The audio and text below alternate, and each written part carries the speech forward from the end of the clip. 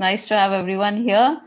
Today we are going to have Dr. Mondal speaking to us about soft tissue tumors. He is not really unknown to any of us. And I have a whole list of his accolades that I can sort of tell you about. He has done a lot. He's been internationally known. He's received gold medals, silver medals of scholarly contribution. But I think the most important thing that has stayed with me and which I saw about 11 years back when I first met him was when I actually attended a general pathology conference in Belgaum, thanks to Dr. Prakash Patil, who has been always a great mentor. And what happened was that I heard Mondal sir speak, and I was amazed by his collection of slides and his collection of cases and the thoroughness with which he has prepared every one of them. I don't think I know any other pathologist who gets up at 4 o'clock in the morning just to compile his cases or her cases for that matter. So with all of that, I have to say it has been really a great thing to know him, and I managed to find him at the right time, and it was really nice. I could get him to join the oral pathology circuit, and after that he is presented and regaled us with many, many presentations. Today he has an equally lovely presentation, and I'm sure we will all thoroughly enjoy that. Yes. Good morning, and it is my proud privilege and great honor to be with Dr. Mandana Madam once more. When we first met in Belgaum, as she has already told you, it was 2011. And then I went there in 2012, and twice I went in Devangiri.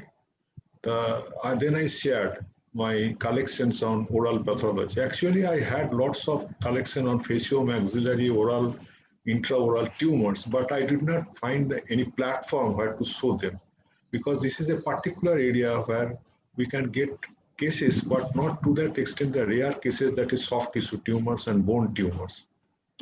So my fascination is more towards soft tissue and bone tumors rather than the epithelial tumors or other type of malignancy or leukoplakias that we commonly get, because these tumors are not only difficult to diagnose but also difficult to treat. How to treat by the oral pathologist, combination of oral pathologist, then oral surgeons, then head and neck surgeon, all are combined together to treat this, because soft tissue sarcomas usually do not respond so much to radiotherapy or chemotherapy. Usually it remains white surgical excision after some neoadjuvant therapy. Today I have selected a particular area, that is tongue lesions. Intraoral soft tissue tumors may occur in other parts like in the cheek, in the palate, in the base, and in the parapharyngeal area, in the lateral walls. But tongue area usually is not so common.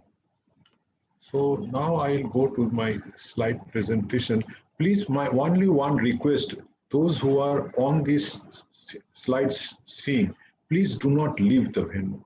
I can guarantee you that you will enjoy till the end. That much guarantee I can give you, because I have compiled each case by clinical photograph, diagnosis, cytology, histopathology, and IHC, and which I think is not so commonly found in textbooks or other areas. This is the diagnostic approach to soft tissue tumors of tongue. This is the 4th teaching session on cytology this year. Actually, after the pandemic, that is COVID, now we were very much depressed how to meet persons. Now this webinar once started, we have now new avenue to share our knowledge amongst ourselves, not only to share our knowledge, but we can see each other. We may not meet each other over a cup of tea, but at the same time we can come across each other, which we have not met for long. Because conference is such a venue where we meet our friends once or twice a year, along with our academic session. So this is my madam who has brought me to the floor in Devangiri, first time in oral pathologist. I'm really grateful and honored to be here once more with her. My respect to her. Now what Dr. Juan Rosai has told, that is very important. He is the world-renowned histopathologist. He told long ago that what we see under the microscope is sufficient to give a diagnosis on morphology. That when he has told That time IHC and molecular has not come. We have to concentrate on the morphology of the cells, and on that basis we have to give a diagnosis. But now this era has passed by, and we can see that the advent of IHC and molecular, we can have to classify tumor correctly so that we can give a proper diagnosis, and on that diagnosis we can give a perfect type of tumor, histogenesis, and on which we can give the target therapy. Because the previously that we are treated by broad spectrum radiotherapy or chemotherapy has now slowly being replaced by target therapy, which is not used for all tumors, but certain tumors definitely we use target therapy. So soft tissue tumors, according to WHO classification, we can find 12 groups: adipocytic, myofibroblastic, fibrohistocytic, smooth muscle, pericytic, skeletal muscle, vascular, chondroosseous, stromal tumors, nerve sheath tumors, uncertain differentiation, and unclassified. So if you go to the tumor behavior, we can see they are benign, locally aggressive, that is intermediate, and highly malignant. Definite diagnosis is to evaluate the clinical, radiologic, histologic, and cytologic features. We have to combine the patient, not only on the slides. Usually the pathologist see the trace of slide, not to see the patient. That is a great, what I will tell, the drawback of a pathologist. Clinicians see the patient, they draw the sample and send to the histopathologist or cytologist. And cytologists concentrate on the slides, not giving importance to the patient or his radiological parameters or the how further treatment or before any treatment has been done. This is very important for a pathologist to go to the outdoors to see the patient and to get the histology of material so that we can diagnose. Definite diagnosis depends on mainly 2 to 3 parameters, of which most important clinics, followed by radiology, followed by cytology, and then moleculars and IHC. Currently, IHC plays an indispensable role in defining tumor histogenesis and serves as a surrogate for molecular, because nowadays morphology is not sufficient. We have to go to the molecular level histogenesis. And ultimate goal, what is our aim? Our aim to give a definite diagnosis. For what purpose? For proper treatment of the patient. That is our aim. So all should combine to give a proper diagnosis. So classification of soft tissue tumors, if you can see that we can do easily round cell tumors, epithelioid cells, spindle cell, myxoid, adipocytic, pleomorphic. Broadly, these are the classifications. Now, soft tissue tumors in the oral cavity are also in the tongue. If you see, they are mesodermal in origin. Mesodermal, not epithelial. That is very important. Difficult for correct diagnosis and proper therapy. What is the incidence? Incidence is very low, about 5 to 10% occur in head and neck region, only 1% in the oral cavity. But it is seen, we can come across if we keep our eyes open. 80 to 90% are adults, 10 to 20% children. Most common is rhabdomyosarcoma, known for local recurrence and metastasis. Now, of the high-grade sarcomas, we can find malignant fibrous histiocytoma, malignant peripheral nerve sheath tumor, fibrosarcoma, leiomyosarcoma, rhabdomyosarcoma, alveolar soft part sarcoma, liposarcoma, angiosarcoma, synovial, and myeloid. Low-grade is inflammatory myofibroblastic tumor and solitary fibrous tumor. Diagnosis we can do by cytology with cell block and IHC. That is very important. Nowadays, only cytology is not sufficient, only cells are not sufficient. The utilization of the cells to make cell blocks. And on the cell blocks, we can do the moleculars. Even in MD Anderson Cancer Center and Sloan Kettering Cancer Center. Hello? Sloan Kettering, they are utilizing the cytology material for molecular and for also for other recent technique like cytogenetics. Treatment is surgery, neoadjuvant chemotherapy, targeted therapy, and radiotherapy. Step 1 is to see the cells, morphology. Step 1, whether they are spindle, round, epithelial, or mixed type. Prove that they are mesenchymal. That is important. How to prove mesenchymal? By IHC or by your own eyes on morphology. So cells, nature of cells, prove mesenchymal, then origin by IHC, then categorize. These are the steps.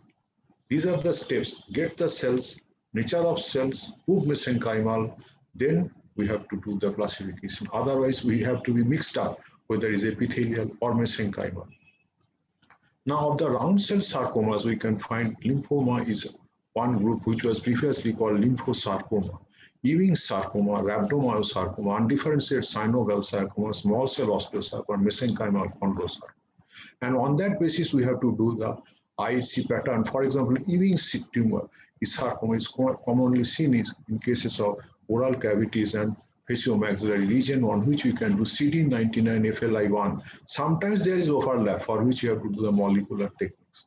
Rhabdomyosarcoma, embryonal, alveolar, and pleomorphic, desmin, myogene, and MYD1. Undifferentiated synovial sarcoma, CD99 EMA, and molecular techniques may come because of undifferentiated round cell where there is overlap, and for this we have to do SYTSX gene fusion. Small cell osteosarcoma is alkaline phosphatase most important, and mesenchymal chondrosarcoma S100 and CD99.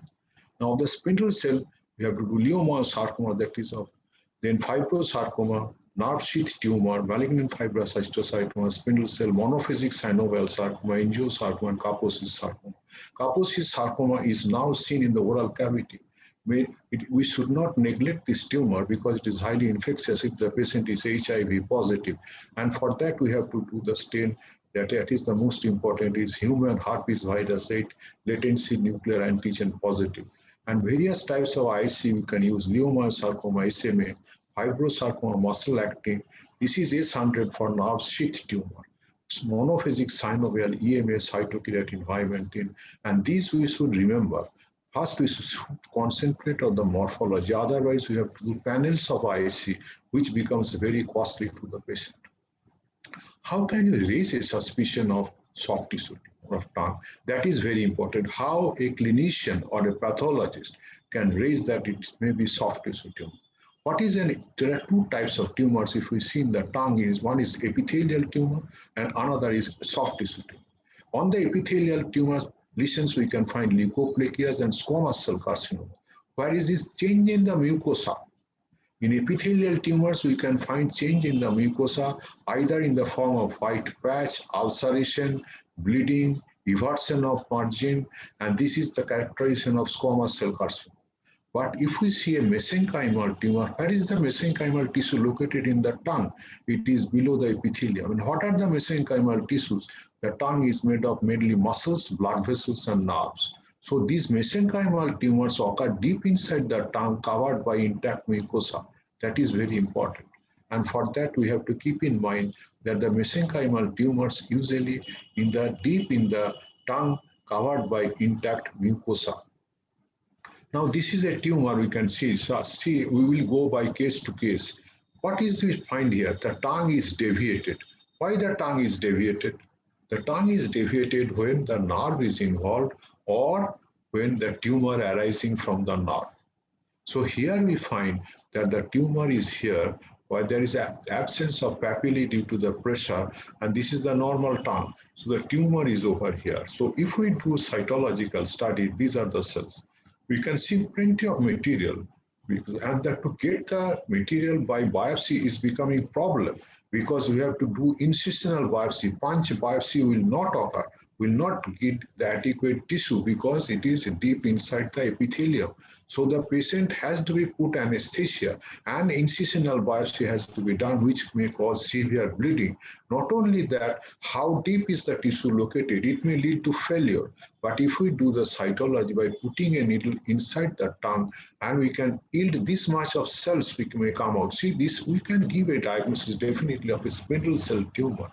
Spindle cell tumor, and possibly these are benign because there is no nuclear enlargement or pleomorphism. So this is and these cells have abundant cytoplasm. And on this material, we can do cell block. Beautiful cell block. The cells, what we see, they have pointed ends. Majority of the cells have pointed ends. The spindle cell with pointed ends, what is the tumor? It is not spindle cell with rounded ends, but spindle cell with pointed ends.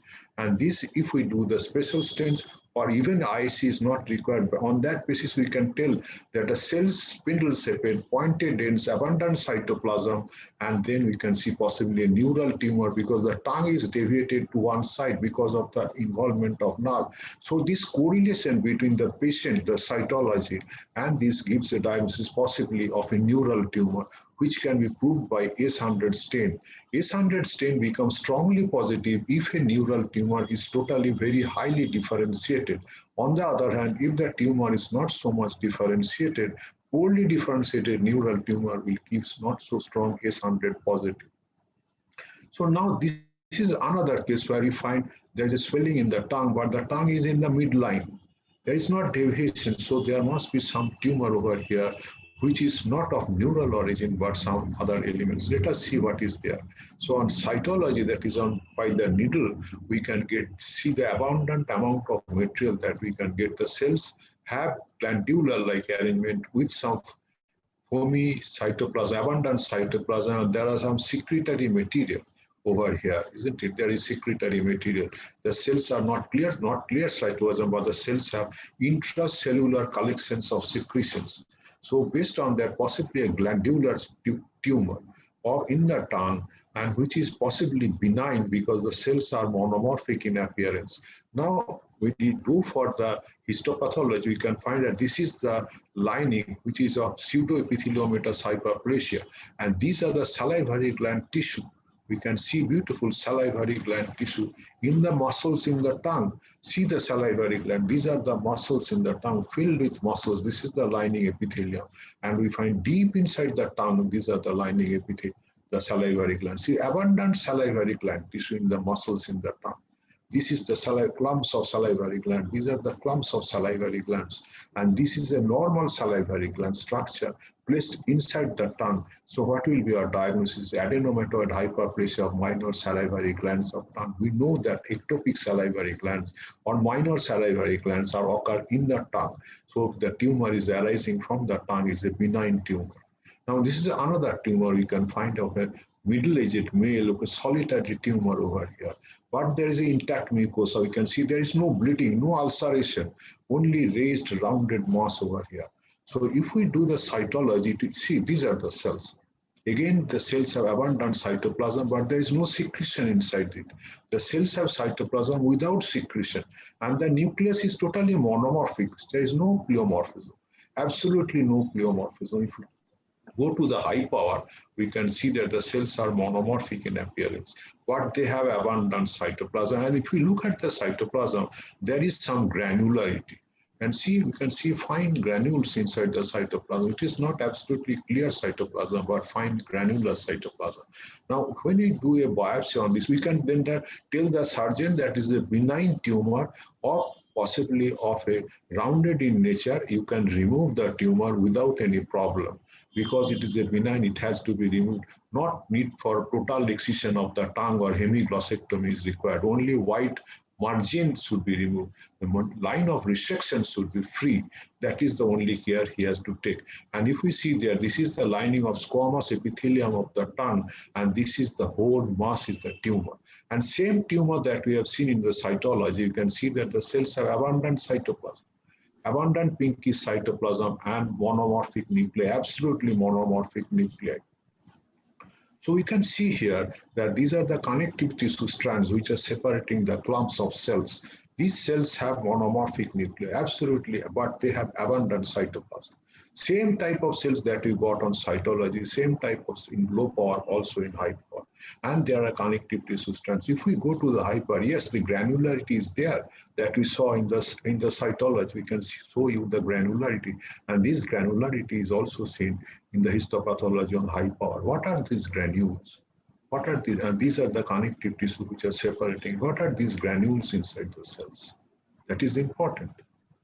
And see, these cells are positive for CD68. What is the marker of CD68? CD68 is a marker of histocytic in origin. So are the cells histocytic? Why the CD68 is positive in this case? And also the cells are positive for S100. What is S100? S100 is a neural marker. So both histocytic marker is positive, neural marker is positive. Then what is the type of tumor? That is, we must now degenerate. Why the histocytes have come? Is there any some degeneration going on which the histocyte has come to engulf? And why then the neural marker? Why the neural marker has then come with this 100 positivity? Now this is a granular cell tumor. Once who has come across a granular cell tumor, from the very cytology and the granularity, one can give a diagnosis possibility of a granular cell tumor. Because we have seen here, see the beautiful granules in the cytoplasm that we have seen here. See, these are the granules. This should not overlook these fine granules. So on that basis, we can tell that it is a granular cell tumor. Now, what is the tumor was first described by Russian pathologists in 1926. It is a benign tumor. 20% head and neck, tongue is the most common site, so 60% oral granular cell tumor. But only thing when the surgeons remove it, one should remember that the tumor has no capsule. That is very important. If the tumor has no capsule, means we have to do adequate resection. Slow indolent growth, wide range 30 to 50 years of age. Treatment is wide surgical excision, positive stain, S100, S6, this is for neural markers, CD68 histocyte, and these are the markers for the neural nerve tissue origin.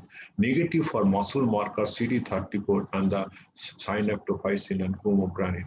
Now, what is the origin? There was a lot of controversy was going on among the oral pathologist and the general pathologist and the other person. Is it myogenic in origin, histocytic, neurogenic? So granular cell myoblastoma, myogenic theory because of presence of striated muscles plus cells. CD68 positive because of phagolysosomes that we have already shown you in the IC marker, and presence of S100 protein because of the Schwann cell. But if we see that the tumor cell and nerve cells, they exhibit co-expression of nerve markers. Both have nerve markers like NAC, calretinin, and GFP. So are these the neural markers? Why the nervous system coming into this part? Because they have a common IC marker. Because of an Wallerian degeneration that I have already told you, CD68 cells are coming because of Wallerian degeneration, some trauma to the nerve, and these CD68 cells are coming out to remove them. So that is why this Wallerian degeneration after nerve injury means there's injury of the nerve, when the debridement is done by CD68 positive cells, followed by S100 positive Schwann cells are coming from repair. So these S100 positive Schwann cells give rise to the origin of the tumor. So granular cell tumor are derived from Schwann cells. So now they have come to the conclusion that it is neurogenic in origin, not myogenic, histocytic, or fibroblastic. Coming to the other part, see, this is the undersurface of the tongue. But see that we can see the tumor. The tumor has stretched the mucosa, but there is no ulceration. This is the tumor which is bulging from the undersurface of the tongue with intact mucosa. Mucosa is stretched and whitish in color. And these are the cells. What are the cells? The cells are spindle to oval in cells, separate cells, and these are lots of acellular collagenous material. What is the arrangement? It is a patternless growth. There is no pattern. We can see the cells are here, clumps, some in seeds, but not arranged in a particular pattern like palisades or groups or like that. And these acellular collagen, one who knows this tumor will be not much problem to think in the line, because you have to think a particular line to give a diagnosis. So this is the tumor, patternless pattern of tumor. And if we do the histology, these are the blood vessels, plenty of blood vessels. And these blood vessels are of herringbone, this pattern, this staghorn type of blood vessels. But what we find here, also the acellular collagenous material, plenty of acellular collagenous material, and the spindle sepate cells. These are small spindle sepate cells with acellular collagenous material and plenty of blood vessels. See the plenty of blood vessels over here, acellular collagenous material, and this is the type of material, and the cells are very small, spindle cell and monomorphic in appearance. See acellular collagenous material that we saw in the FNABC material. And these are the small cells over here. These are the spindle sepate cells. So based on this, we can think of only one tumor, that is patternless pattern of growth, acellular collagenous material, and small spindle sepate cells, possibly solitary fibrous tumor, and for which we have to do CD34 stain, CD68, which should come strongly positive, and BCL2. So these are the stains I see that is required for confirmation. So this is immunohistochemistry. You can see CD34 positive, BCL2 and CD99 is positive, and STAT6 protein is now done. Why the STAT6 protein? Because it gives rise to the histogenesis of the solitary fibrous tumor. That is most important. These negative markers, neural marker, muscle markers, these are all are negative. And this STAT6 proteins, how it occurs, NAB2 STAT6 gene fusion. This NAB2 STAT6 gene fusion gives rise to EGFR. So STAT6 stimulate NAB2, production of EGFR, and this EGFR1 is a mitogenic pathway of neoplastic progression. So STAT6 protein, if we do under IC, if it comes positive, we can stamp it as solitary fibrous tumor. Now this is another patient. We can see a polypoidal mass coming from the tongue, but here also the mucosa is intact. Such a big lesion, but no ulceration in the mucosa, absolutely no ulceration in the mucosa. And this is the huge tumor over here. What is this tumor? It's again a spindle separated cells. The cells have abundant cytoplasm over here, and that nucleus is also elongated. Most of the nuclei are elongated. Some definitely are oval separated nucleus, but majority are elongated. Some are oval. And if we see another power exactly the same, we can find some spindle separated cells, and there are some oval cells. Then what is this nature of tumor? If we go to the histology, this is a very important component of the tumor. What are these cells? These are inflammatory cells. What inflammatory cells we can find? Lymphocytes, plasma cells, all are mixed together. Along with this part is the tumor, where you find these are the spindle separated cells. They have good amount of cytoplasm, prominent nucleolus, and over here, these are the mitotic figures. We can see mitotic. We can see these are the spindle separated cells. They have abundant cytoplasm. Their nucleus are elongated, oval in shape. Prominent nucleolus is there, but the characteristics is that there are some mitotic figures. We should not forget the mitotic figures and the nuclear pleomorphism, though it is not then absolutely benign tumor. It must be a tumor, though it is looking small, it must be a locally aggressive tumor. And we can tell the surgeon that you have to remove a part of the tongue, or hemiglossectomy may be required in this case. So this is the tumor. You can see again the inflammatory component is there, but see that we can see that the spindle cells, they are pleomorphic with mitotic figures scattered. They are prominent nucleolus, and these are not so simple. These are, see that how big is the tumor with open out chromatin showing that there will be mitotic figures over here. And only one stain that is most important is ALK1. If ALK1 becomes positive, we can label it as a tumor, but if hymentin and SMA may be positive, but ALK1 gives rise to a possibility of inflammatory myofibroblastic tumor. There are two components. Inflammatory component is there, myofibroblastic component is there, and so it is called inflammatory fibroblastic tumor. Is it an inflammatory in origin? No, it is. I will go to the next slide. And these epithelial markers are all negative. Cytokeratin, EMA, neural markers, and muscle tissue markers are negative. Inflammatory myofibroblastic tumor.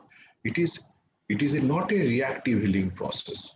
The inflammatory cells is not due to the reactive. We should not label as there are inflammatory cells. Is it an inflammatory tumor? No. We should look at the spindle cells. We can see the mitotic figures. We can see the nuclear pleomorphism in the spindle cells.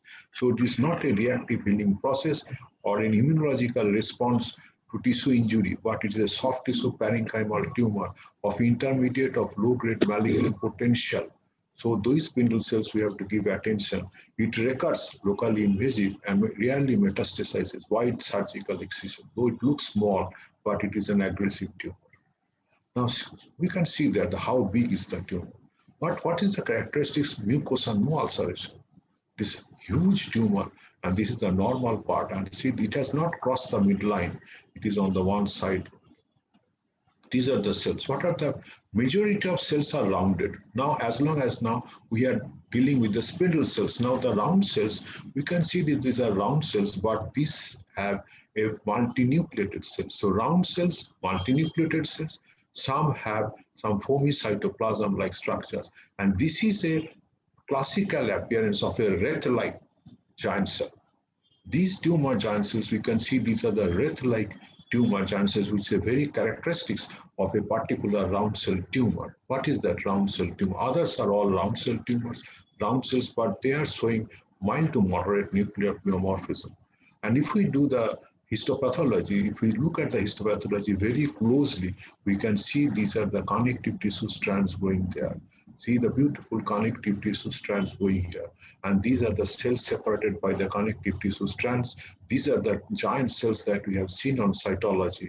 These are the rounded cells that we can see in the cells in the histopathology. So basically a round cell tumor with some giant cells, and on histology, there are connective tissue strands separating. This is a very difficult tumor, no doubt, but we have to classify it.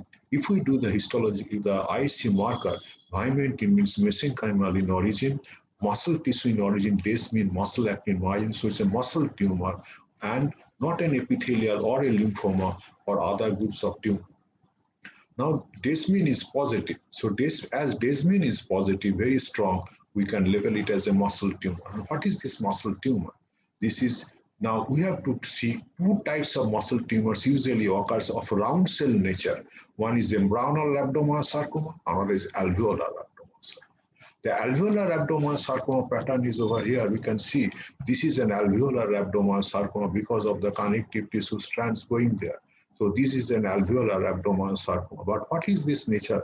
It is not seen in cytology, but very characteristic alveolar pattern is not seen. So it may be a solid variant of alveolar rhabdomyoid sarcoma, and embryonal rhabdomyoid sarcoma must be distinguished from each other because treatment differs significantly of embryonal and alveolar.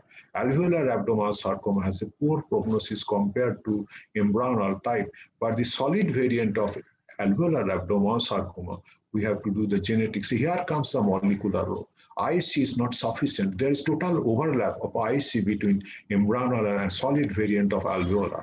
And from that, the alveolar having a poor prognosis, we have to do molecular study, that is FOXO1 and PAX3 or PAX7 fusion gene. This is, we have to study. We cannot go without molecular in this case. And if we see 60% of the cases are PAX3 FOX1 fusion, and they have a poor outcome. So solid variant of alveolar rhabdomyoid sarcoma. Now this is another tumor. What we see, this is a large tumor, but we can see a prominent blood vessel going there. So if we see that clinically, there is a prominent blood vessel and there is a one vessel is there, but this vessel is very prominent. And we can see the very closely, there is a, why these blood vessels, there must be a vascular tumor. We should take care to put the needle. And we can see these are the large cells that have come out. The cells have eccentric type of nucleus, abundant cytoplasm, and intracellular vacuoles are there.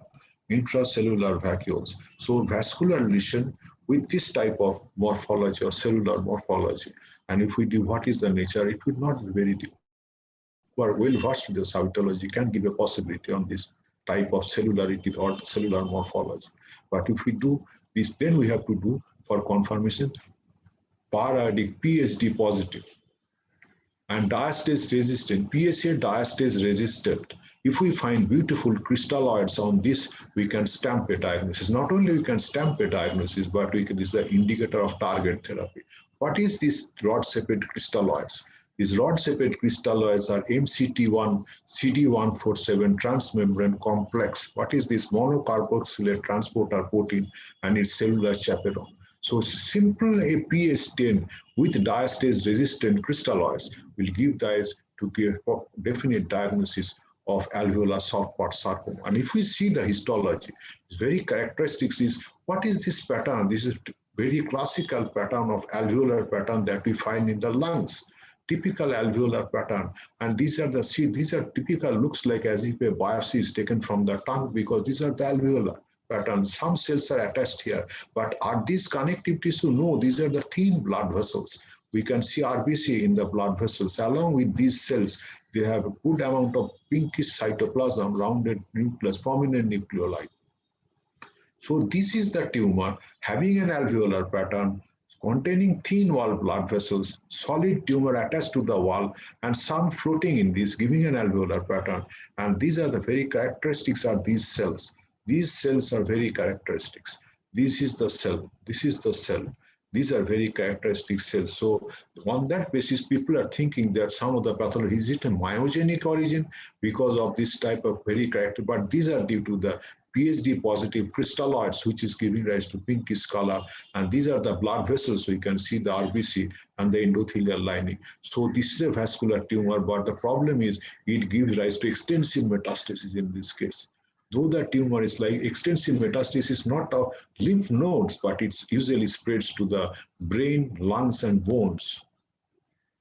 So this immunohistochemistry, like the positive stains with PSD positive needle-like structures, MYD1 stain, and TFE3 stain positivity.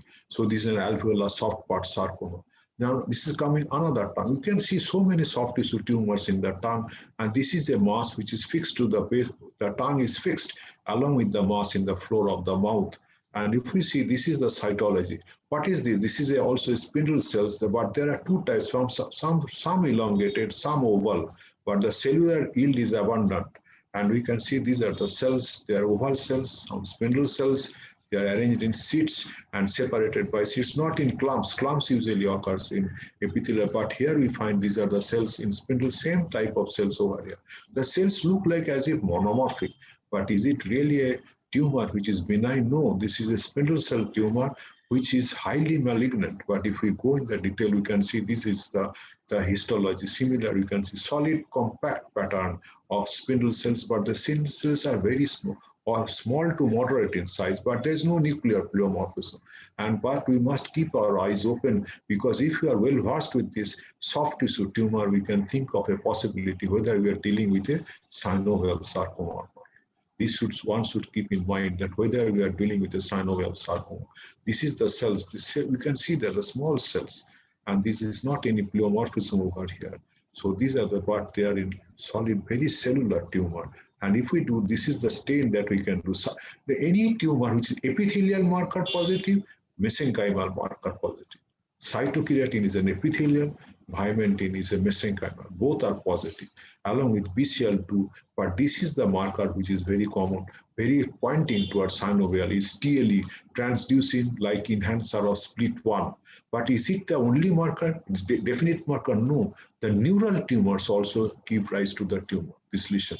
But the neural tumor has a special type of cells, means the cells have pointed ends. The cells are much elongated, but here the cells are much smaller. They are shorter in size, and this TLE we should take into caution. But this cytokeratin and vimentin will not be positive in cases of neural tumor. Neural tumor may give rise to positive for vimentin, but cytokeratin will not be positive. BCL2 will not be positive. But negative stain CD34 rules out a solitary fibrous tumor. Desmin myogenin rules out a muscle tumor, smooth muscle tumor. This is not a muscle tumor because of undifferentiated in nature. So these tumors are this is called a monophasic. What are the type of synovial sarcoma? Monophasic is spindle cell or round cell. Biphasic, where there are spindle cells along with the epithelial cells. So this is a biphasic tumor. Monophasic tumor. Of the monophasic, this is a spindle cell. Another monophasic tumor, round cells. And this is a very characteristic round cells where we find lots of overlap occurs with extraskeletal Ewing sarcoma or other type of round cell tumors. And for that, we have to do molecular studies, sometimes are necessary. So this is very rare in the tongue. And we can see that the cytogenetics is very important. SYT-SX transcript is the gold standard for synovial sarcoma. These are very aggressive tumor known for recurrence and metastasis. Treatment is complete excision. This monophasic synovial sarcoma is SYT-SX2 gene fusion, which is a better prognosis than biphasic, which is SYT-SX1 gene fusion. Now, this is another tumor where you find bluish color. So this clinical part is so important. Tumor is bluish in color. The bluish in color, tongue is attached. Then what we have to do, we have to see whether it is compressible or not. If the tumor is compressible, bluish in color, we can think of a vascular lesion. That is very important. And see, yes, this is a vascular lesion. These are the blood vessels. Even in cytology, we can see the structure of pars vessel, basement membrane, spindle septate, and these are the epithelial, the endothelial cells. These endothelial cells have proliferation. This is not benign, but the endothelial cells are very large. They have nuclear pleomorphism. classical blood vessel comes out in cellular material, FNABC, beautiful.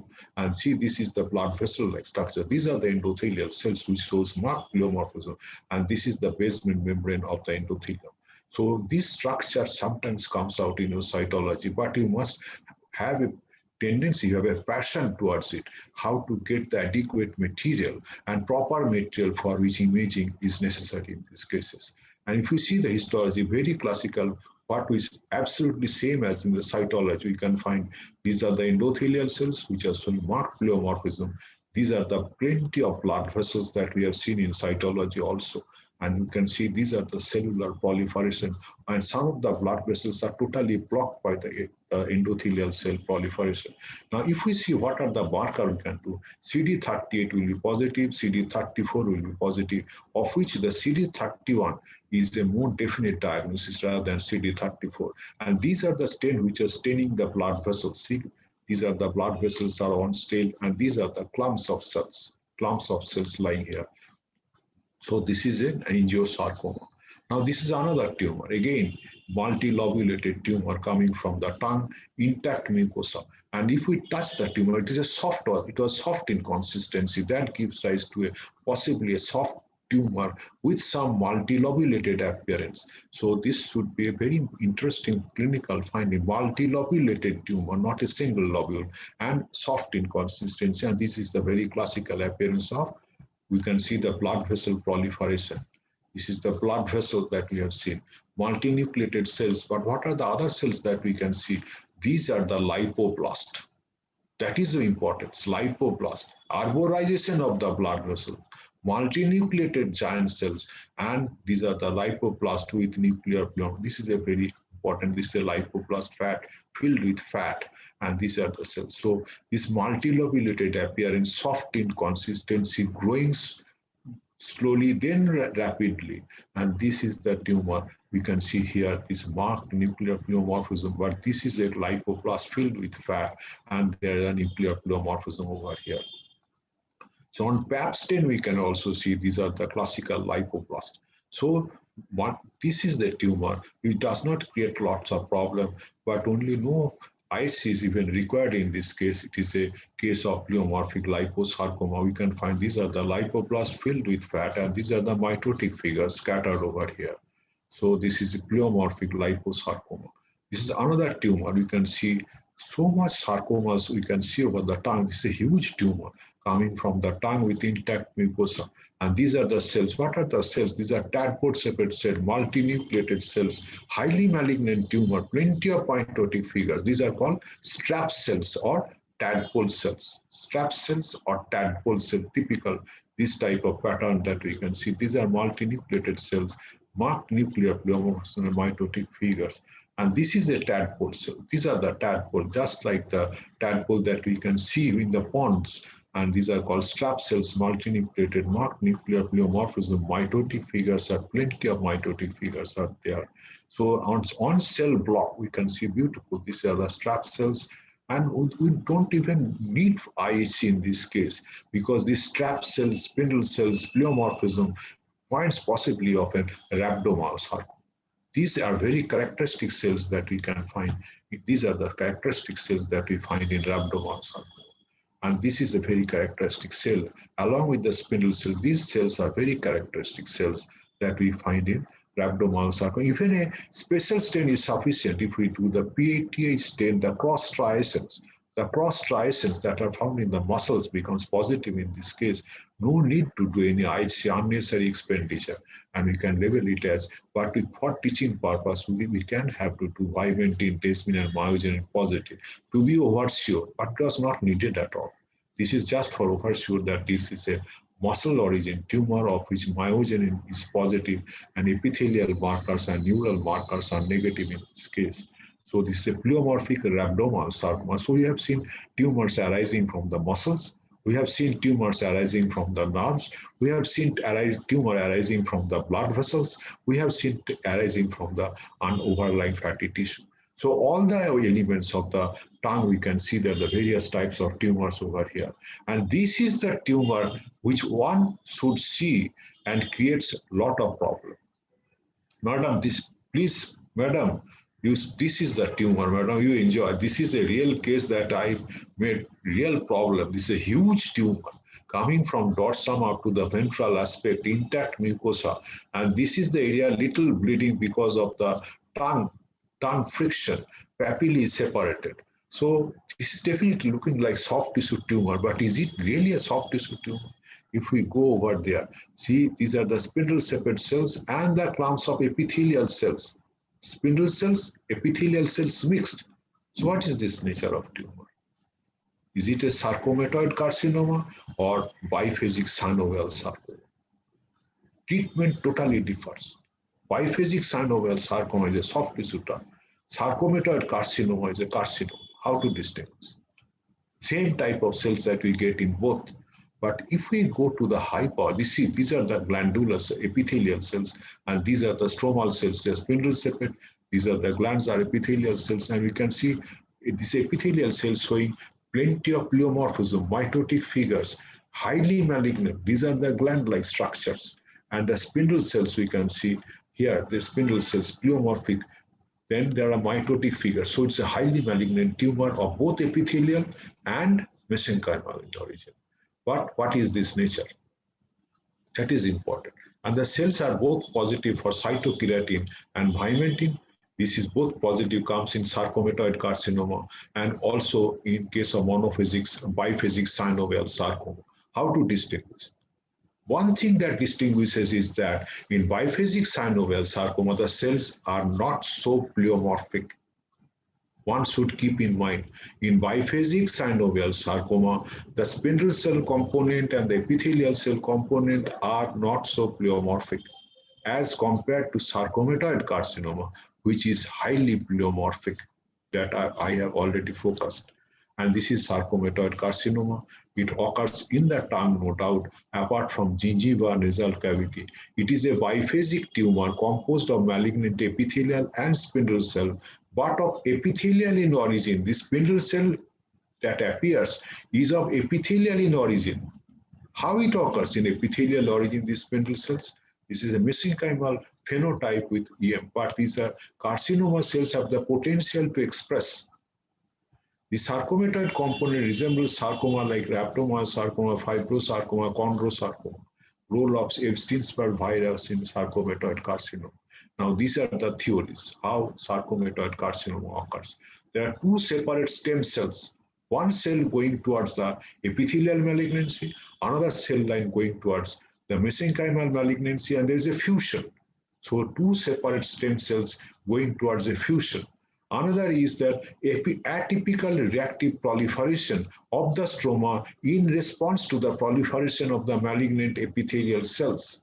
So one is two separate stem cells with fusion, that is carcinosarcoma has a sharp line of demarcation. Another is atypical reactive proliferation of the stroma in response to malignant epithelial cells. Another is de-differentiation, that is monoclonal origin. Monoclonal origin on a single cell line and going to diverse. One is differentiation towards spindle cells, another is differentiation towards epithelial cells. And another theory is epithelial mesenchymal transition, means upregulation of transcription repression and downregulation of microRNA. So these are the theories. One is separate stem cells, atypical reactive proliferation, monoclonal or epithelial mesenchymal transmission or transitions. So now we have come to the conclusion that we alone cannot give diagnosis. We have to take into help of the clinicians, radiologists, pathologists, cytogenetics, and molecular to give proper diagnosis of these soft sarcomas of tongue. So with this, I thank you very much. And this is the end of my lecture. And if there is any question, I'll be happy to give the answers. Thank you, madam. So if you permit, I have some questions for you. Yes, madam, yes. Yes. So Dr. Kavita Rao has asked, what are the histological differentials for adenomatoid hyperplasia of minor salivary gland of tongue? Differential diagnosis is not much. Only thing you have to, it is nothing but a minor salivary gland tumor. If we think adenomatoid hyperplasia, we have to see whether it's a tumor arising from the minor salivary gland. If there is no tumor arising, it is a benign collection of glands and muscles, then there is no other diagnosis. Only thing there is a hyperplasia of these minor salivary glands in the setting of tongue. That is why it is called adenomatoid hyperplasia. But one must be very cautious whether you are dealing with a tumor of the minor salivary gland that may occur, of which the commonest is adenoid cystic carcinoma. I have come across cases where in the tongue there are some malignancy, adenoid cystic carcinoma. And this adenoid cystic carcinoma usually is painful. And we can mix up with the neural tumor, but the tongue is in the midline. That is one. One must be very cautious when you find adenomatoid hyperplasia to do multiple sections to see whether there is a benign salivary gland admixed with some foci of malignancy. Then it becomes problem. Yes, that is true. And the second question we have from Dr. Priya, which is the preferred stain for cytological smears? Sir, the only stain that we should do is megronal gymsha. Pap stain is done to study the nuclear detail, and Pap stain is usually done for cervical cytology, means from the vagina, from the cervix, that is there for doing the cervical cytology. We prefer to do Pap stain, but usually in cellular FNAC we can do the MGG stain. And for fluid cytology, if we get fluid, suppose from peritoneum, then we have to do both stain, PAP as well as PAP for the study of nuclear details, and for cellular and extracellular material, we have to do the MGG stain, that is megronal and gymsha stain. Yes, so another one. Oh, we have lots of questions for you. What is your experience on metastatic tumors to the tongue? Metastatic tumors to tongue. Yes. It occurs. I have not much cases. But why metastasis is not so common in tongue? Can anyone tell over there why metastatic lesions in tongue is not so common? Because the organ moves. It usually metastasis lesions in the muscles are those areas where there are strap muscles that does not move. But here, as the tongue always moves, pumps, so the lesions is not static, so it has not time to rest to proliferate. So basically, primary lesions occur. Metastatic lesions in the tongue has been reported from kidney, from breast, from thyroid. This has been reported. We find ectopic thyroid tissue also in the tongue. But we have to be sure that the patient has other thyroid tissue remnant on that. And based on that, usually the tumor that occurs in the tongue of salivary tumors is adenoid cystic, I have told you, which may be metastatic also, but usually a primary. And metastatic tumor may occur from the breast also. From the breast, from the kidney, and from the larynx, and those parts may occur as metastatic. Primary squamous cell carcinoma and metastatic squamous cell carcinoma difference is that primary squamous cell carcinoma is of epithelial origin on the superficial part, which causes ulceration. Metastatic lesions will be in the deep inside because it will be intramuscular in origin, because it is spreading by lymphatics or blood vascular origin, not by the superficial epithelial nature. It will not spread like that. And moreover, in cases of metastatic lesions, usually the primary site comes into the notice when you do FDG PET, fluorodeoxyglucose PET scan. That tells the whole body size where are the tumors located, because how it appears, because we give glucose, fluorodeoxyglucose. The tumor cells take up the glucose for its metabolism, and these areas becomes positive. Suppose a patient has tumor in the tongue, tumor in the larynx, tumor in the bones, then if we do FDG PET, that is positive emission tomography combined with fluorodeoxyglucose. This glucose metabolism is taken up by the cancer cells only because they prefer glucose for their metabolism, and those sites will be positive, both larynx, tongue, bones. So based on that, we have to see that what is common from the larynx to tongue or tongue to larynx. Then we have to select. Very interesting. And so, recommend any radiological investigation before any FNAC of tongue lesions? Listen, madam, usually what I have to script cytology for which no imaging is required. But for this tongue lesion, usually the lesion is coming so big, we can put the needle and try before doing and in technique of radiology. Radiology most important will be MRI or CT. See, better from CT is MRI. MRI will tell, but this MRI will tell the extent of the lesion rather than the nature of the lesion. MRI will tell how much the tongue is involved. Suppose this is the tumor over here, we can see this part, and suppose this is the area, we have to tell the MRI that it is not only this part up to this area. So the whole thing has to be removed. This MRI tells the size of the lesion, depth of the lesion, vascularity of the lesion, resectability of the lesion. That is why if it is a one-sided tongue, they usually go for hemiglossectomy. But if it crosses midline, then becomes problem. Total glossectomy with hemimandalectomy with radical neck dissection has to be done. That's true. And can true cut biopsy be performed for tongue lesions?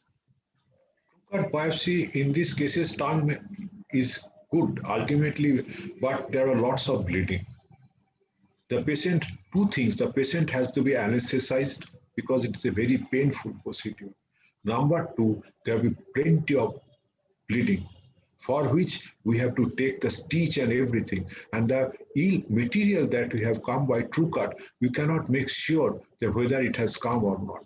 But by putting the needle, if we can get the cells out, it is much easier for the patient. Just the local anesthesia by spray and get the cells out. Tell the patient to wait for some time in the bed, lying in posture, with someone pressing on the tongue with a cotton just to keep the bleeding little stop. But it automatically stops somehow because the saliva acts as a very good thing that it stops bleeding. And if we 1 or 2 minutes or 2 to 3 minutes, it will stop. But at the same time, we can see the slides.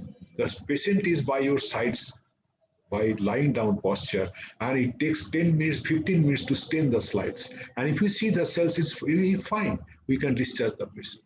If not, we can do a second prick, but second prick is usually not required. If we put the needle properly and by seeing the aspirated material in the nozzle and the syringe, that the whitish material is coming, not blood, then we can make sure that the tissue, the cells have come out. And while spreading, we can see there's white flecks that are coming out in the tumor. So by by seeing the material in the nozzle, by pumping on this, we can make out. Yes. And the patient waiting by your side, you can see the cells. Give the diagnosis later, but at least you can discharge the patient with just a small course of antibiotics you can give, or even that is also sometimes not required. That is true. So, okay, and this one, of course, is a good one. How do you differentiate biphasic synovial sarcoma and sarcomatoid carcinoma? I think you already answered that. Any additional comments you want to put on that? Madam, that one is by morphology, that we see the nuclear pleomorphism, size of the cells, the mitotic figures. These are more abundant in sarcomatoid carcinoma compared with the synovial. And another that I have told, SYT-SX gene fusion. SYT-SX gene fusion, even in case of sarcomatoid and biphasic, sometimes create problem in spite of multiple stains or IC. But we must separate it out because the two prognosis differs. Because sarcomatoid carcinoma usually gives metastasis to the lymph nodes, but biphasic synovial sarcoma may give rise to metastasis by blood-borne because of the mesenchymal in origin. So we have to differentiate, and for that we can have to sometimes, in troublesome cases, there is one thing that is definitely lying over. There is a SYT-SX gene fusion. That will give rise to positive in case of synovial, which will be negative totally in sarcomatoid carcinoma. Then SYT-SX gene fusion, biphasic, monophasic SYT-SX1 gene fusion, biphasic SYT-SX1 gene fusion, monophasic SYT-SX2 gene fusion. So monophasic has better prognosis than biphasic. So by gene fusion nature, with is SYT-SX1 or SYT-SX2, we can distinguish a biphasic synovial sarcoma from a sarcomatoid carcinoma. So there's another question, which I think probably someone is requiring the answer for, probably a case. How to reach final diagnosis of oral hemangiopericystoma? Yes, oral hemangiopericystoma, we can do CD31 or CD34 and reticulin stain. Even reticulin stain will give rise differentiate between angiosarcoma and hemangiopericystoma. Even a simple reticulin stain, not even IC is required. Reticulin stain lay down in case of angiosarcoma, the reticulin will be inside the blood vessel because it is endothelial cell proliferation. In hemangiopericystoma, it is outside. So reticulin lay down outside the blood vessel. This reticulin stain very well distinguishes between name tells hemangiopericystoma means outside the blood vessels. The pericytic are proliferation. Angiosarcoma means proliferation of the endothelial cells inside the blood vessels. So reticulin lay down is very important. Previously, we used to do hemangiopericystoma and angiosarcoma by reticulin stain. Yes, that is true. The reticulin stain is really wonderful. Yes, Only one little note, please see that you stain it along with a sample tissue that you know will be positive. Yes, standards should be laid down Standard by should a be tissue. done. Yes. Absolutely. Yes. And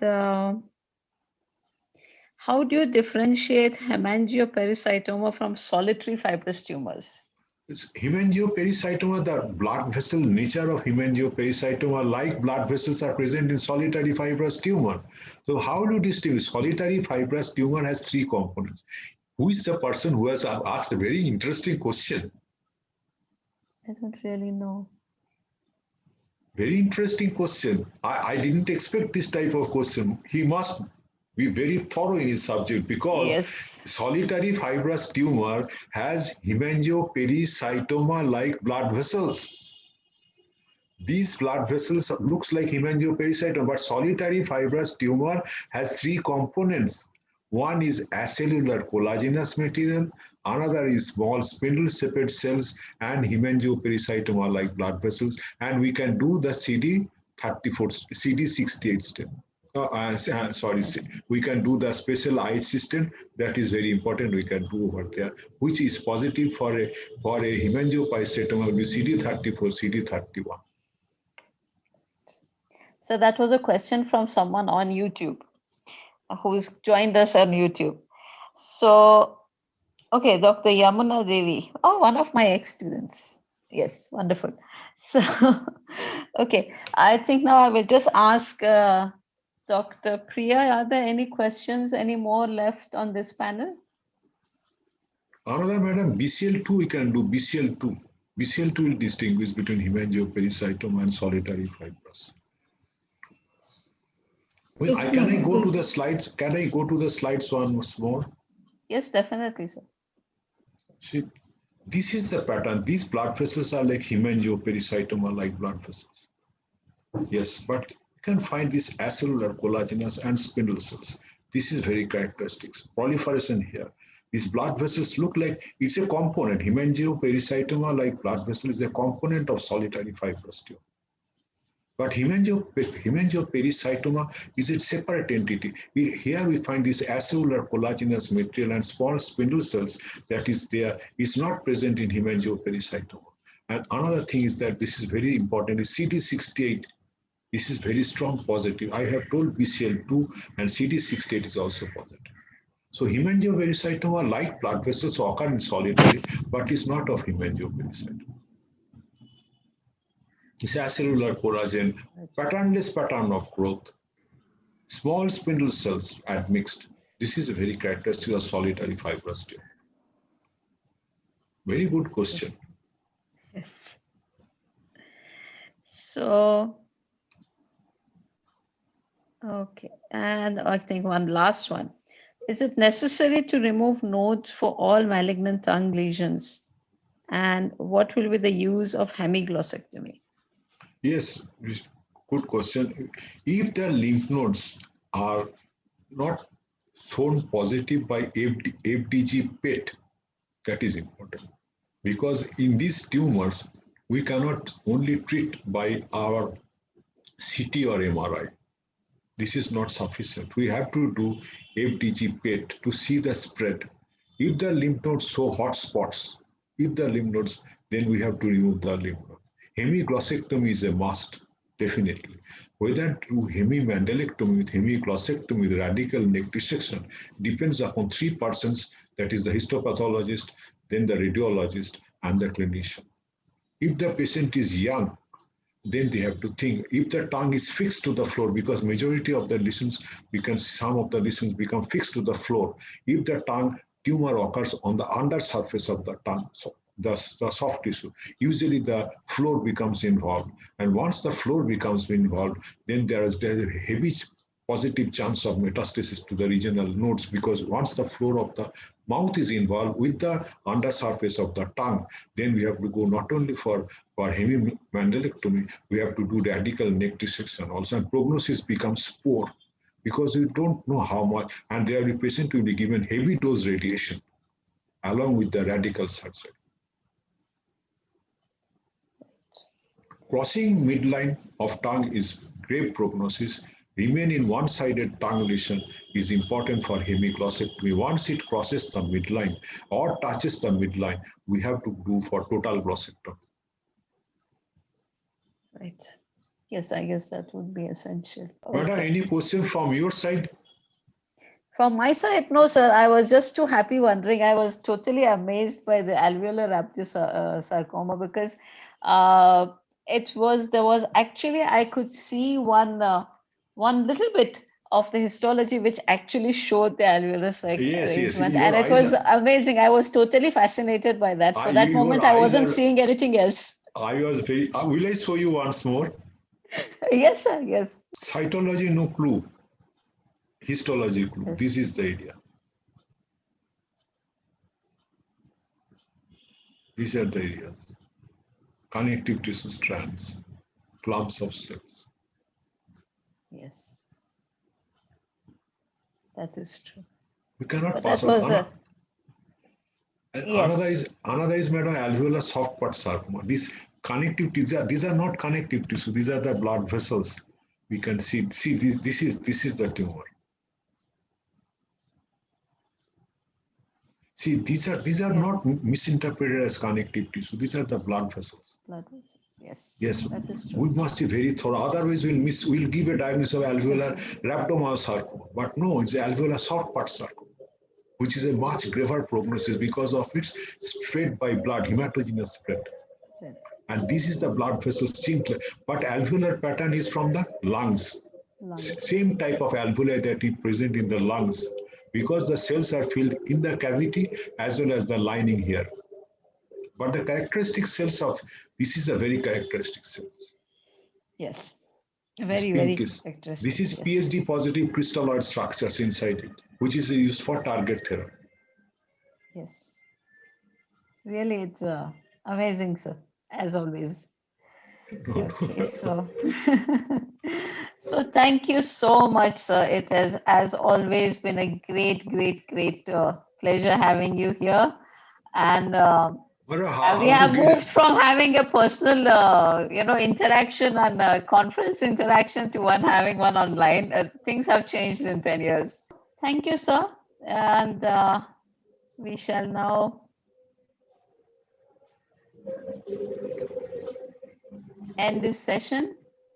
And thank you everybody for being with us, and thank you for being here. We are going to have every Tuesday one program. Next Tuesday's program is going to be by Dr. Nandini, who is going to be speaking on pediatric neoplasms in the oral and maxillofacial region. Basically, she's going to be outlining what is the differences between them and highlighting that they are distinct entities. So we will see everybody again next Tuesday, and thank you for being with us. Thank you, everyone. Have a great day.